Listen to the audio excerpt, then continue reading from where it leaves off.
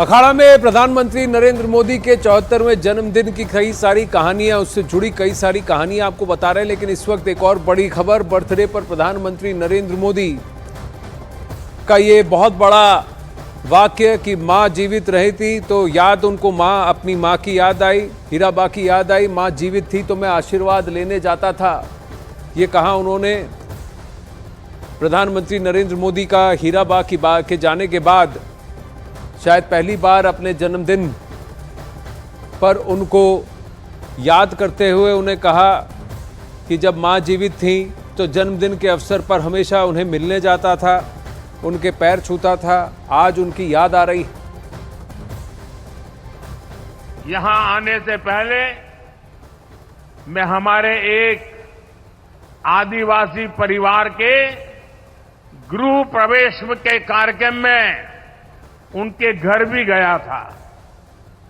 उस परिवार को भी अपना नया पीएम आवास मिला है।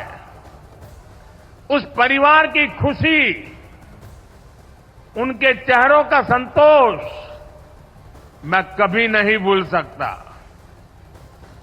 उस आदिवासी परिवार ने मुझे, मेरी बहन ने खुशी से खीरी भी खिलाई, और जब मैं खीरी खा रहा था तो स्वाभाविक था कि मुझे मेरी मां की याद आना, क्योंकि जब मेरी मां जीवित थी तो मैं जन्मदिन पर हमेशा मां के आशीर्वाद लेने जाता था और मां मेरे मुंह में गुड़ खिलाती थी। लेकिन मां तो नहीं है, आज एक आदिवासी मां ने खीर खिलाकर मुझे जन्मदिन का आशीर्वाद दिया। ये अनुभव, ये एहसास मेरे पूरे जीवन की पूंजी है।